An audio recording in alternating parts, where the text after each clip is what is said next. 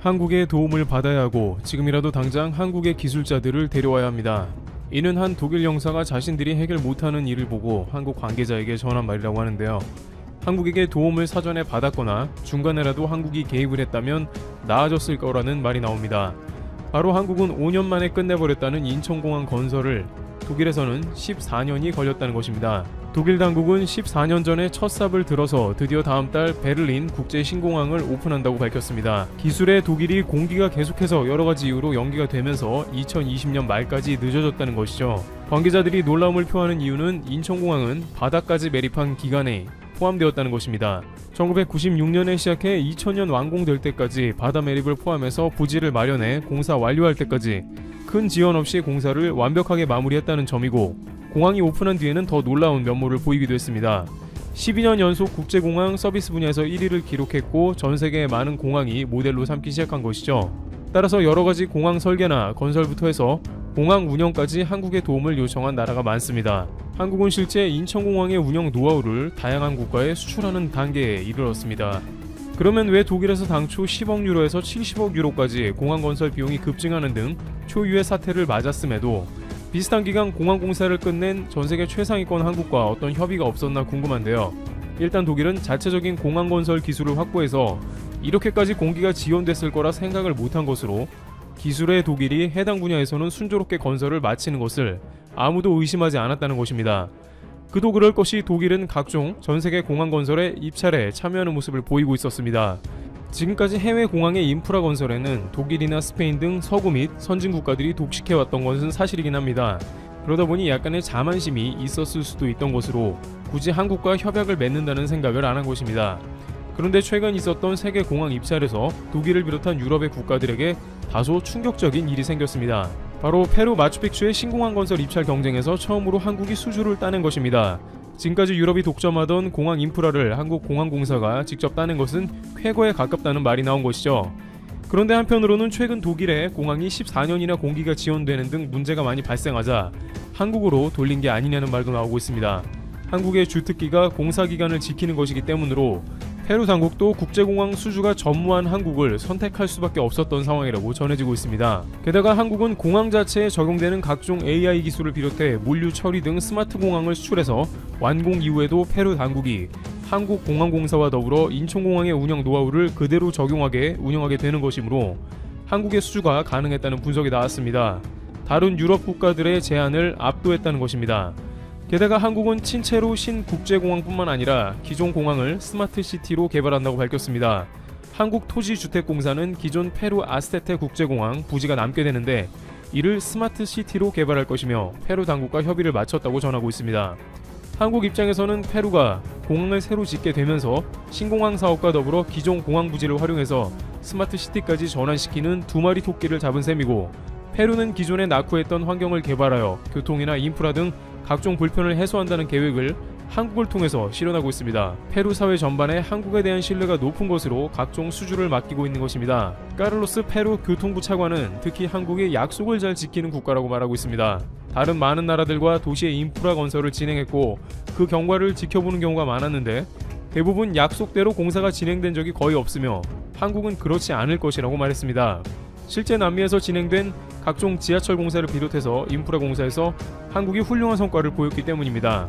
특히 파나마의 경우에는 중국 철도그룹과 한국의 현대 컨소시엄의 건설 중에서 한국을 택했는데 싸다고 중국 철도를 도입할 것이 아니라 향후 관리를 비롯해서 기술의 한국을 택한 것으로 보입니다.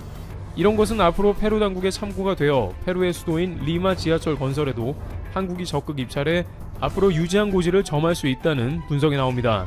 이는 한국이 남미 시장을 더욱 확대한다는 뜻이 됩니다. 하지만 기존 독일과 스페인 등 남미 건설을 독식하던 많은 기업들이 서서히 파일을 빼앗긴다는 뜻이 되므로 한국의 등장에 곱지 않은 시선을 보내고 있기도 합니다. 특히 스페인 같은 경우에는 남미와 언어가 같기 때문에 수많은 기업들이 입점해 있으며 텃세도 세기 때문에 한국 업체들이 적지 않게 시달리고 있다고 전해집니다. 여기에 독일, 프랑스 등도 함께하니 한국은 기존의 수주가 제로에 가까운 게 당연했다는 것이죠. 그런데 막상 한국의 기술을 맡겨보니 훨씬 발달해 있고 공사기간도 잘 맞추니 안 할 이유가 없다는 것입니다. 물론 중국이나 일본도 등장하고 있습니다만 앞선 파나마 지하철 예를 보았듯이 중국이 저가로 입찰을 하더라도 한국 업체를 선호하는 모습도 나오고 있으며 한국이 어느 때보다 기세를 올리고 있다는 것입니다. 여기에 최근 한국이 코로나 방역을 잘해서 국제적으로 위상을 높인 것도 페루 수주전에 도움이 되고 있다는 소식입니다. 코로나 사태 초반에 페루 당국은 한국에 진단키트를 주문했다가 거절한 바 있습니다.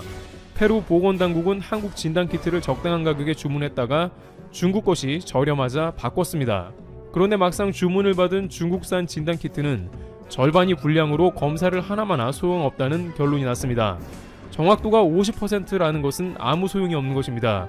그러나 그 사이에 이미 한국산 진단키트 가격은 2배 정도 올랐기 때문에 페루 국민들이 적지 않게 당국에 실망하며 보건당국이 문매를 맞았던 기억입니다.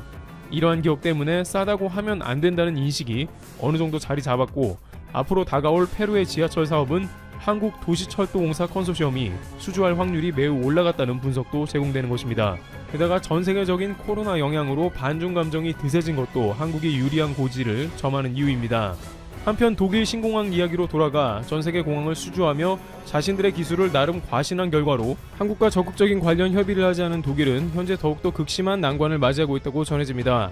안타까운 점은 이 독일 신공항에 엄청난 금액이 투입되어서 적자를 오랜 기간 메우기가 매우 힘들어진 것도 모자라서 코로나가 절정으로 이르는 시기에 오픈하게 되어서 공항의 효용성이 매우 떨어진다는 점입니다.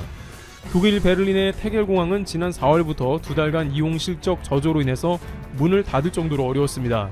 하루 운영비만 20만 유로 이상 나오는 것에 비해서 이용객이 없어 공항을 닫을 수밖에 없던 것이죠. 그런데 신공항 오픈 뒤에는 시설 관리를 비롯해서 직원 관리 및 각종 비용은 훨씬 더 많이 투입되는 상황이 나오게 되므로 코로나로 인해 훨씬 더 큰 적자가 누적이 될 예정입니다. 아직 공항이 오픈 안 한 상태에서 매달 들어가는 관리비만 약 1,000만 유로 이상으로 130억 원 이상의 비용이 공항 관리에 들어가고, 앞으로 인건비 등 막대한 비용이 더해지지만 국제여행이 막힌 지금 주 수입원 중 하나인 항공기들의 공항 이용료 등이 들어오지 않아 크게 난감하게 된 것입니다. 일각에서는 독일 공항이 계속해서 오픈이 지연되고 문제가 발생된 것은 정치적인 문제도 연관되었다고 말합니다. 당초 20억 유로의 공사를 하기로 한 공항이 그 비용을 맞추기 위해서 각종 시공사들이 억지로 자재를 맞췄고, 그러다 보니 공항에 부실이 생겨 전면 설계를 다시 하는 과정이 반복되다 보니 공사비가 70억 유로 이상으로 오른 것이죠. 정치인들은 애초에 공항 건설비를 3조 원 이하로 맞추겠다 공언했지만 실제로는 10조 원가량 들어갈 수밖에 없었던 것입니다. 한국은 그의 반값인 5조 원가량의 공사를 마쳤으며 공사기간도 5년 이후 그동안의 공항 운영을 통해서 엄청난 흑자를 내고 계속해서 공항을 발전시키는 상황에 있어 상대적으로 비교가 되고 있다는 것입니다. 독일 현지에서는 애초에 기술의 독일이라는 자신감이 있기 때문에 한국과 같은 국가는 고려 대상이 아니었다며 공사를 시작했지만 막상 정치적인 문제로 상황이 꼬이고 기술적인 문제까지 겹치면서 굴욕을 당한다고 지적합니다. 독일 당국이 공항을 짓는 기술이 없다고는 할 수 없으나 현지에 있는 외교 공관 등에서는 차라리 한국과 함께 공항 프로젝트를 진행했다면 공사 기간은 물론이고 막대한 비용을 절약할 수 있을 것이라는 안타까움을 자아냅니다. 또한 이런 상황에서 예전에는 한국이 독일과 비교해 거의 언급이 안 됐는데 비교 대상이 되는 것도 놀라운 점이라는 것이죠. 이처럼 한국은 코로나 시대를 맞이해서 투명성과 기술력으로 더욱더 국가의 위상이 올라가는 모습을 보이고 있습니다. 키로울튜브 여기서 마치겠습니다.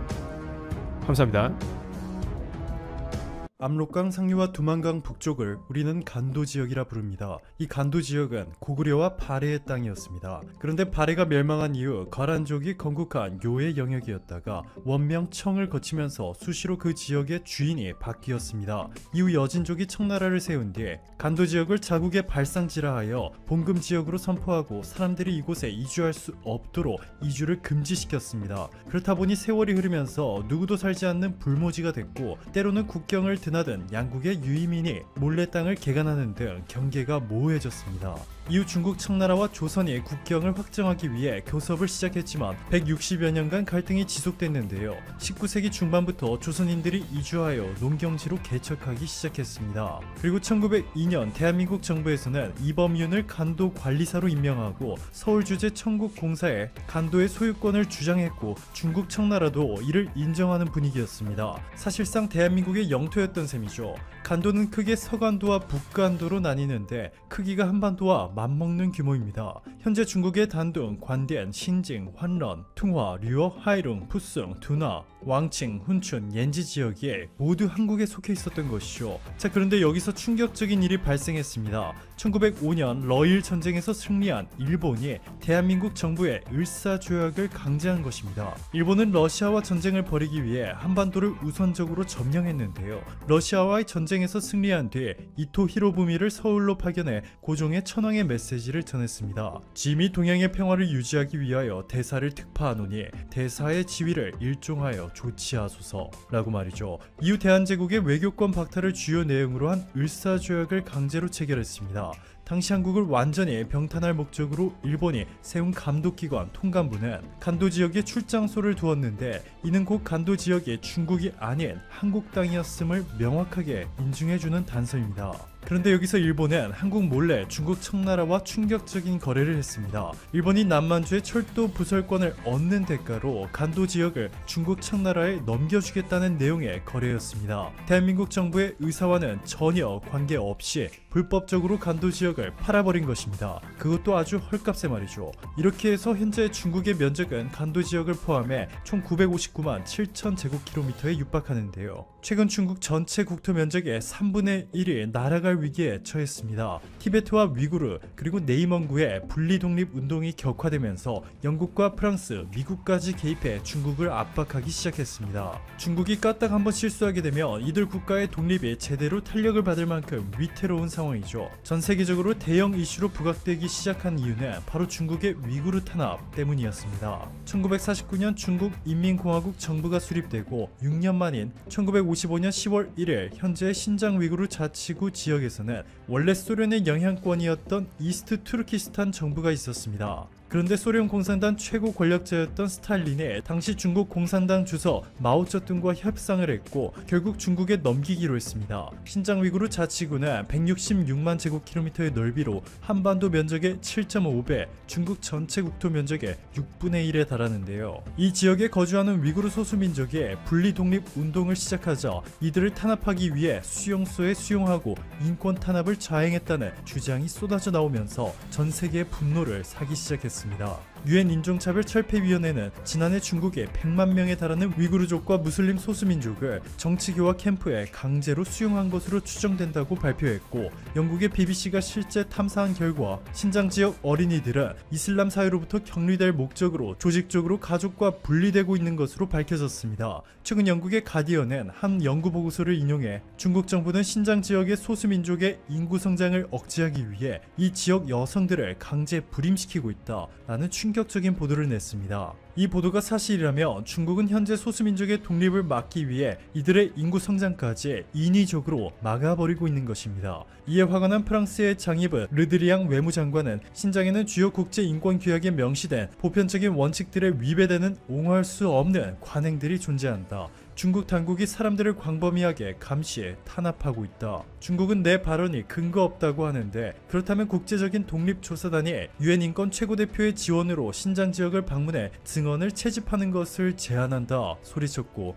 AP통신의 보도에 따르면 중국 정부가 신장 여성 수십만 명에게 정기적으로 임신 여부를 검사받도록 하고 자국 내부 피임 장치와 불임 시술, 심지어 낙태까지 강제한 것으로 전해졌습니다. 중국 정부가 수억 달러를 들여 산하 제한을 가한 결과 급증세를 보이던 신장의 인구가 멈춰버리는 상황까지 발생했죠. AP통신이 공개한 자료에 따르면 위구르족이 중국 수용소에 끌려가는 주요한 이유가 바로 아이를 많이 낳았기 때문이었습니다. 아이를 3명 이상 둔 부모는 거액의 벌금을 내거나 가족과 강제로 결별해야 했습니다. 크리스토프 호이겐스 유엔 주재 독일 대사는 위구르족에 대한 서구의 지지 증가는 인권과 위구르족 문제에 대한 희망을 보여준다. 위구르족에 대한 중국 정부의 대응에 전 세계가 관심을 갖고 있다. 압박했고 미국과 영국, 독일 등 39개국은 지난달 공동 성명을 통해 신장에 위치한 대규모 정치 재교육 캠프에 100만 명 이상이 억류돼 있다. 여기서 인권 침해가 이루어지고 있다는 보고가 증가하고 있다. 종교, 신앙, 집회, 결사, 표현의 자유가 심각하게 제한받고 있다.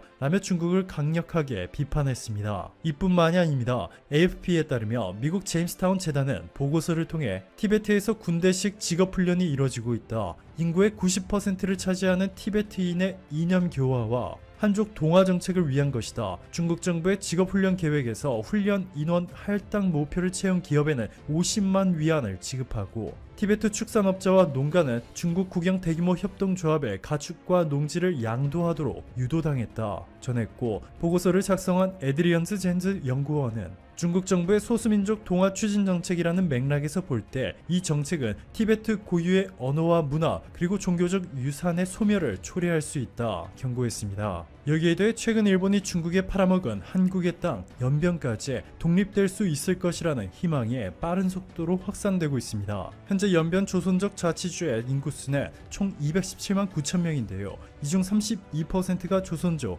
64%가 한족입니다. 두나시를 제외하면 조선족 비율이 46%를 넘어서고 있죠. 중국 내 소수민족 가운데 교육 수준이 가장 높은 곳이기도 한 이곳 연변은 최근 조선족들의 경제력이 급격하게 상승하면서 결코 무시할 수 없는 수준으로 성장했습니다. 특히 연변 자치주에서 가장 큰 도시인 연길시에 인구의 58%가 집중되어 있는데 중국의 다른 지역들에 비해 백화점이 상당히 많습니다. 연변 국제호텔, 세기호텔, 대종호텔 등 호텔 사업을 포함한 서비스 산업이 주를 이루고 있는데, 이는 농업과 중공업을 기반으로 하고 있는 다른 중국 대다수의 지역들과 상당히 다른 모습을 보이고 있습니다. 그리고 연길시 바로 남쪽에 자리 잡은 도시 용정시는 무려 67%가 조선족인데요. 이곳은 과거 한국의 독립군들이 모여 살던 곳이기도 합니다.